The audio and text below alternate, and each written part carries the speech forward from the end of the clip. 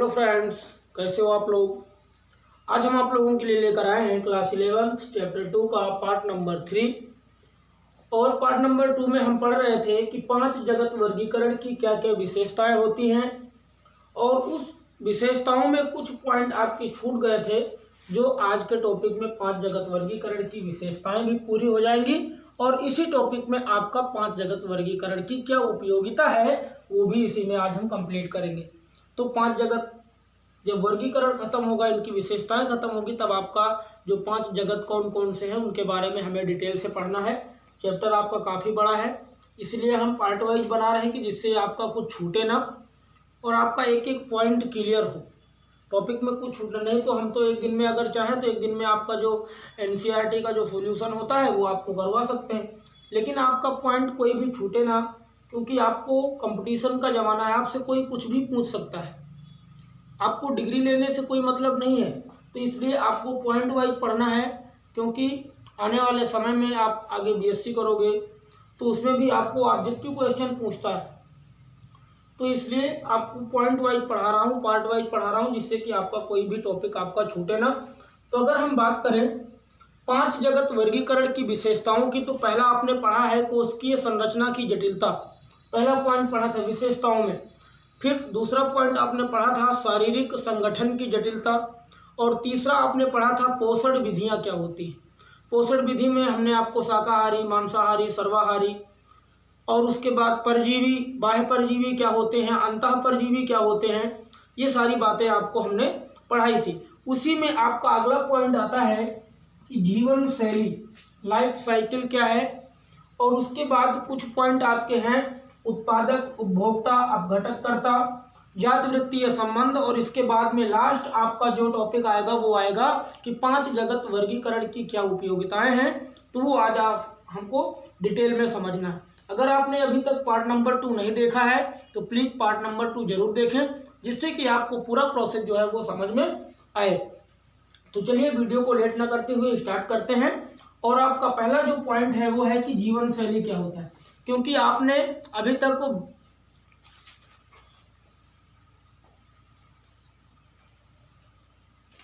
तो हम बात कर रहे थे कि जीवन शैली, लाइफ साइकिल। तो अगर हम जीवन शैली की बात करें तो आप कह सकते हो कि जीवन शैली क्या है, जहाँ पर हम निवास करते हैं, हमारा जो रहन सहन है, वहाँ का आवास है, वहाँ की सुविधाएं हैं, यही सारी प्रक्रिया किसके अंतर्गत आती हैं, आपके लाइफ साइकिल के अंतर्गत आती हैं, जीवन शैली के अंतर्गत आती हैं। तो आप कह सकते हो कि जीवन शैली तथा रहन सहन के आधार पर जीवधारियों को निम्न भागों में बांटा गया है। और वो निम्न भाग कौन कौन से हैं, ये जीवन शैली के भाग हैं उत्पादक, उपभोक्ता, अपघटनकर्ता, जातिवृत्तीय संबंध। ये आपका अगला पॉइंट था जातिवृत्तीय संबंध का, जो आपने कोशिकीय संगठन की जटिलता पढ़ी है, पोषण विधियां पढ़ी है, शारीरिक संगठन की जटिलता पढ़ी है, उसका ये आपका पॉइंट है।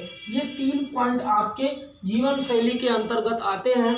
तो आपने छोटी कक्षाओं में भी पढ़ा होगा कि उत्पादक क्या होते हैं, ठीक, उपभोक्ता क्या होते हैं। तो चलिए यहाँ पर भी हम इसे डिटेल में समझते हैं। तो जीवन शैली हमारे रहन सहन के आधार पर इनको कितने वर्गों में बांटा गया, 3 वर्गों में। तो उत्पादक क्या होते हैं, तो आप कह सकते हो उत्पादक क्या होते हैं, वो अपना भोजन स्वयं बना सकते हैं, मतलब अपने भोजन का स्वयं उत्पादन कर सकते हैं। और जैसे एग्जाम्पल हमने दिया था, हरे पेड़ पौधे हो गए। तो और ये क्या होते हैं, स्वपोषी होते हैं। उत्पादक क्या होते हैं, स्वपोषी होते हैं। तो इसको कैसे लिखोगे, आप लिखोगे कि वे जीवधारी जो अपना भोजन स्वयं बनाते हैं, जैसे हरे पेड़ पौधे, और ये स्वपोषी कहलाते हैं, तो ये उत्पादक होते हैं, ठीक।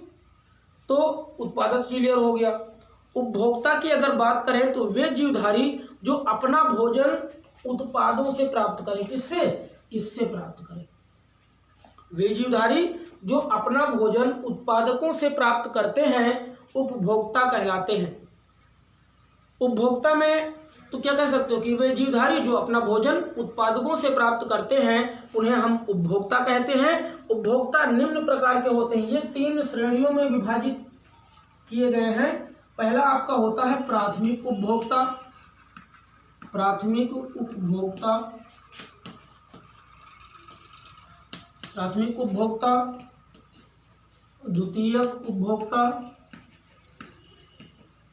और तीसरा आपका आता है तृतीय श्रेणी के उपभोक्ता, या तृतीय उपभोक्ता कह सकते हो, द्वितीय श्रेणी के उपभोक्ता कह सकते हो, प्रथम श्रेणी के उपभोक्ता कह सकते हो। तो अब अगर हम बात करें कि उपभोक्ता के 3 टाइप्स आपको पता हो गए, और उपभोक्ता क्या होते हैं, वे जीवधारी जो अपना भोजन उत्पादकों से प्राप्त करते हैं उपभोक्ता कहलाते हैं, और ये 3 कैटेगरी में विभाजित किए गए हैं। और वो कौन से हैं, आप कह सकते हो कि प्रथम श्रेणी के उपभोक्ता, द्वितीय श्रेणी के उपभोक्ता और तृतीय श्रेणी के उपभोक्ता। तो अगर हम बात करें कि प्रथम श्रेणी के उपभोक्ता क्या हो सकते हैं, तो आप कह सकते हो कि ये शाकाहारी जंतु होते हैं। जो प्रथम श्रेणी के उपभोक्ता होते हैं वो क्या होते हैं, शाकाहारी होते हैं। अब शाकाहारी भी हमने आपको पढ़ा रखा है कि शाकाहारी क्या होते हैं, उसको आप डिटेल में पीछे की वीडियो में देख लेंगे तो आपको समझ में आ जाएगा। तो कह सकते हो कि ये शाकाहारी जंतु होते हैं, ये अपना भोजन पेड़ पौधों से प्राप्त करते हैं। और ऐसे मतलब कि आप कह सकते हो कि वे जीव या वे जंतु जो अपना भोजन पेड़ पौधों से प्राप्त करते हैं, तो वे प्रथम श्रेणी के उपभोक्ता में रखे गए हैं, प्रथम श्रेणी में रखे गए हैं। द्वितीय श्रेणी की बात करें तो वे जीव जो प्रथम श्रेणी के उपभोक्ता से अपना भोजन प्राप्त करें, जैसे अभी उपभोक्ता उत्पादकों से प्राप्त कर रहे थे, उसी तरह आप द्वितीय में कह सकते हो कि वे जीव या जंतु जो प्राथमिक उपभोक्ता से अपने भोजन को प्राप्त करते हैं द्वितीय श्रेणी के उपभोक्ता कहलाते हैं। जैसे शेर हो गया, मोर हो गया, सांप हो गया, तो ये सब क्या है, ये प्रथम श्रेणी के उपभोक्ता से अपना भोजन प्राप्त करते हैं। तृतीय श्रेणी की बात करें तो तृतीय श्रेणी में आप कह सकते हो वे जीव जो अपना भोजन द्वितीय श्रेणी के उपभोक्ता से प्राप्त करते हैं तृतीय श्रेणी के उपभोक्ता कहलाते हैं, जैसे शेर, बाघ, चीता। ठीक, तो ये तीनों श्रेणियां आपको पता हो गई, और तीनों एक दूसरे से जुड़ी हुई हैं। तीनों क्या है, एक दूसरे से जुड़ी हुई है। अब आपका पॉइंट आता है कि अपघटक क्या होते हैं। उत्पादक पता हो गया, उपभोक्ता पता हो गया। उपभोक्ता को 3 भागों में विभाजित किया गया है, प्रथम श्रेणी के उपभोक्ता, द्वितीय श्रेणी के उपभोक्ता और तृतीय श्रेणी के उपभोक्ता। तो अगर हम अब बात करें अपघटक की, तो अपघटक क्या होते हैं, तो आप कह सकते हो कि वे जीव जो मृत जीवों के शरीर से, मृत जीव जो होते हैं उनके शरीर के जो अवशेष होते हैं, अवशेष भागों को अपघटित करके अपना भोजन प्राप्त करते हैं, वो अपघटक के अंतर्गत आते हैं। ठीक, जो मृत जीव होते हैं या जीव जो मर जाते हैं उनके शरीर से, शरीर का अपघटन करके वो अपना भोजन प्राप्त करते हैं, तो ऐसे जीव अपघटक के अंतर्गत आते हैं। इसको कैसे परिभाषित करेंगे वो हम समझ लेते हैं। तो आप लिख सकते हो कि वे जीव जो मृत जीवों के शरीर के अवशेष भागों को अपघटित कर अपना भोजन प्राप्त करते हैं, उन्हें अपघटता या अपघटक कर्ता कहते हैं। जैसे जीवाणु और कवक, इसके एग्जाम्पल में आप क्या लिख सकते हो, जीवाणु, कवक, ये 2 एग्जाम्पल आप आसानी से लिख सकते हो। लास्ट पॉइंट आपका आता है कि जातिवृत्तीय संबंध क्या होते हैं। जातिवृत्तीय संबंध क्या होते हैं, इसको थोड़ा इरेज कर देते हैं, उसके बाद हम समझते हैं कि जातिवृत्तीय संबंध क्या होते हैं। ठीक है, तो जातिवृत्तीय संबंध क्या लिखेंगे,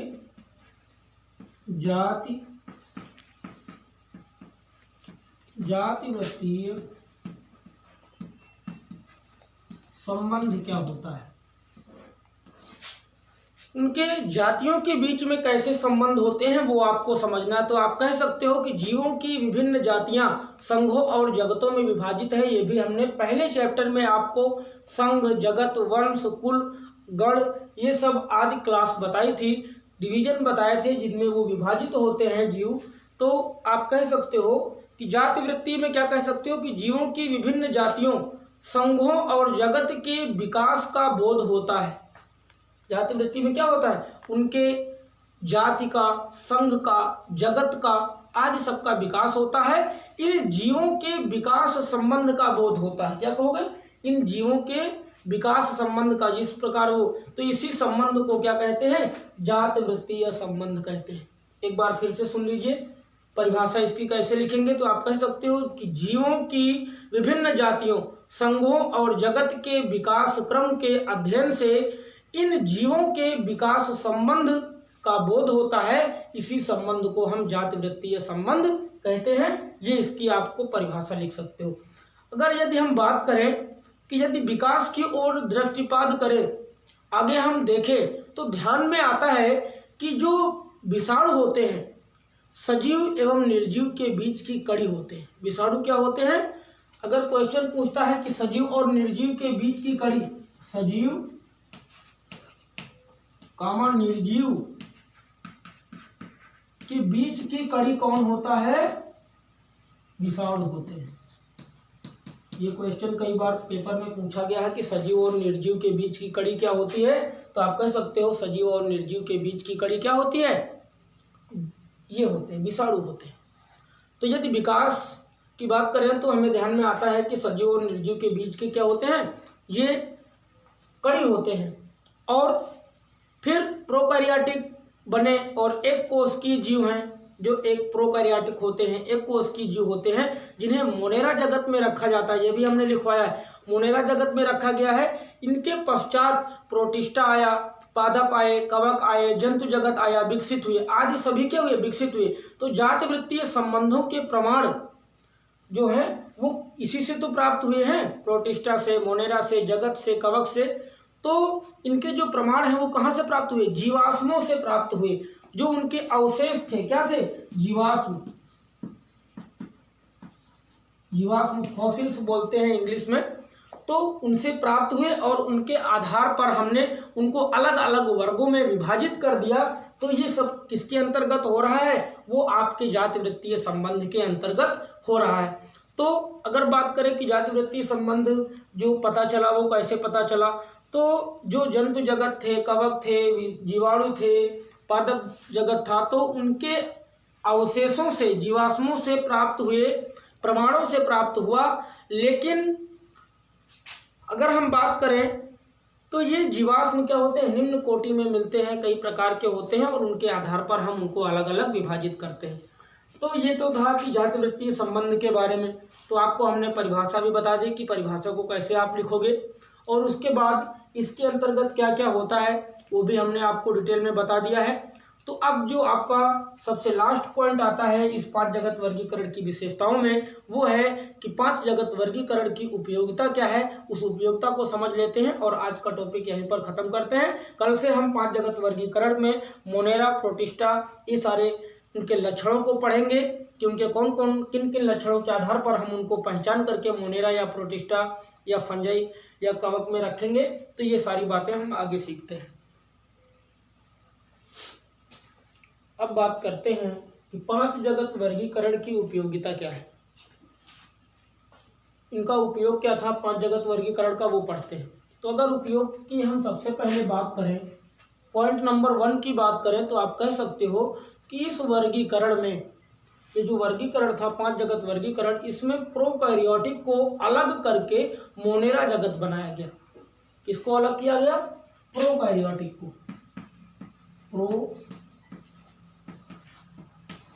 प्रोकैरियोटिक को अलग करके मोनेरा जगत बनाया गया। और इसकी जो संरचना थी तथा जनन में यूकैरियोटिक से क्या थे? भिन्न थे। संरचना में और किसमें? जनन में। संरचना कामा जनन, इन दोनों में ये किससे अलग थे? यूकैरियोटिक से। यूकैरियोटिक से। तो पहले पॉइंट में आप लिख सकते हो, यही आधार मान करके पहला पॉइंट बना गया कि इसकी उपयोगिता क्या है। तो उपयोगिता में आप लिख सकते हो कि इस वर्गीकरण में प्रोकैरियोटिक को अलग करके मोनेरा जगत बनाया गया, जो संरचना और जनन में यूकैरियोटिक से भिन्न थे या भिन्न है। इस आधार पर तो ये पहला पॉइंट हो गया आपका। उसके बाद आपका दूसरा पॉइंट आता है। 4-5 पॉइंट आप लिख सकते हो। तो दूसरा आपका जो पॉइंट है, इसमें आप कह सकते हो कि एक कोशिकीय जिसका पूरा जीवन चक्र एक ही कोशिका में पूरा हो जाए, एक कोशिकीय यूकैरियोटिक,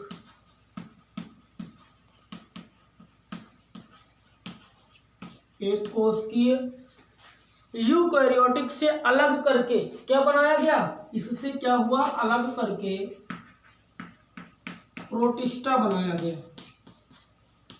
अभी हम कल डिटेल में इसे एक एक करके पढ़ेंगे, प्रोटिस्टा। ठीक, तो क्या कहोगे कि एक कोशिकीय यूकैरियोटिक से अलग कर प्रोटिस्टा जगत बनाया गया या प्रोटिस्टा जगत में रखा गया। दूसरा पॉइंट इसकी उपयोगिता में, दूसरा क्या था कि यह कोशिकीय, एक कोशिकीय यूकैरियोटिक से अलग कर प्रोटिस्टा जगत में रखा गया। दूसरी उपयोगिता थी 5 जगत की।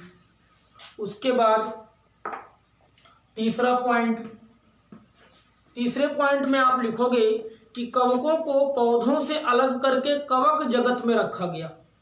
कवकों को पौधों से अलग करके कवक जगत में रखा गया, जो विषमपोषी होते हैं तथा भोजन अवशोषण द्वारा ग्रहण करते हैं। किसके द्वारा, जिनकी खासियत क्या थी, अवशोषण। भोजन जो था वो अवशोषण द्वारा ग्रहण करते थे, ये इनकी खासियत होती है। इन लक्षणों के आधार पर हम उनको कवक जगत में रखेंगे। अगर कोई जीव है वो अवशोषण के द्वारा भोजन ग्रहण करता है तो उसको हम किस जगत में रखेंगे, कवक जगत में रखेंगे। तो ये भी पॉइंट आपका हो गया। तीसरे में क्या लिखोगे आप, कवकों को पौधों से अलग करके कवक जगत में रखा गया, जो विषमपोषी होते हैं और अपना भोजन अवशोषण विधि द्वारा ग्रहण करते हैं। तीसरा पॉइंट हो गया। चौथे पॉइंट की अगर बात करें तो चौथे पॉइंट में आप लिख सकते हो कि प्रकाश संश्लेषी, जो प्रकाश संश्लेषण के द्वारा अपना भोजन प्राप्त करे वो वैसे पौधे क्या कहलाएंगे, प्रकाश संश्लेषी पौधे कहलाएंगे। तो आप कह सकते हो कि प्रकाश संश्लेषी बहुकोषीय जीवों में, बहुकोष की मतलब जिनका शरीर बहुत सारी कोशिकाओं से मिलकर बना हो, वो क्या होते हैं, बहुकोषीय होते हैं या बहुकोषी भी कह सकते हो। तो आप कह सकते हो कि प्रकाश संश्लेषी बहुकोषीय जीवों को अप्रकाश संश्लेषी, जो प्रकाश संश्लेषण के साथ क्रिया नहीं करते हैं, अप्रकाश संश्लेषी बहुकोषीय जीवों से अलग रखा गया। मतलब कि चौथे पॉइंट में आप लिख सकते हो कि जो प्रकाश संश्लेषी पौधे हैं उनको अप्रकाश संश्लेषी पौधों से क्या किया गया, अलग रखा गया, बहुकोषीय जीवों से अलग रखा गया। तो ये चौथा पॉइंट हो गया। और कुछ पॉइंट लिख सकते हो। 5वें पॉइंट में आप लिख सकते हो कि जैव संगठन की जटिलता, पोषण विधियों के आधार पर, उनकी जीवन शैली के आधार पर उनको अलग अलग वर्गों में विभाजित किया गया, उनके विकास के आधार पर उनको अलग रखा गया। तो ये तो आप 5 जगत वर्गीकरण की उपयोगिता में लिख सकते हो। कुछ इनकी कमियां भी थी, 1-2 पॉइंट आप उनकी कमियां भी समझ लीजिए। तो हम कमियों को भी जान लेते हैं, 1-2 पॉइंट है वो समझ लेते हैं। अब 5 जगत वर्गीकरण की कुछ कमियां थी, तो उन कमियों को भी हम समझ लेते हैं। जैसे पहला पॉइंट क्या था, क्या कमी थी पहली उनकी, तो पहली कमी ये थी कि प्रोटिस्टा में विभिन्न प्रकार के जीवों को स्थान दिया गया, लेकिन फिर क्या हुआ, जो प्रोटिस्टा जगत के विभिन्न जीव थे उनके स्थान पर उसे एक स्थान दे दिया गया और उसमें जैविक विविधता के आधार पर उनको अलग कर दिया गया। जैव विविधता के आधार पर उनको अलग कर दिया गया। पहले क्या था, विभिन्न प्रकार के जीवों को स्थान दे दिया गया था, लेकिन फिर उनको क्या किया गया, एक स्थान दे दिया गया। तो ये भी एक प्रकार की एक कमी थी। और किसके आधार पर, जैविक विधियों के आधार पर।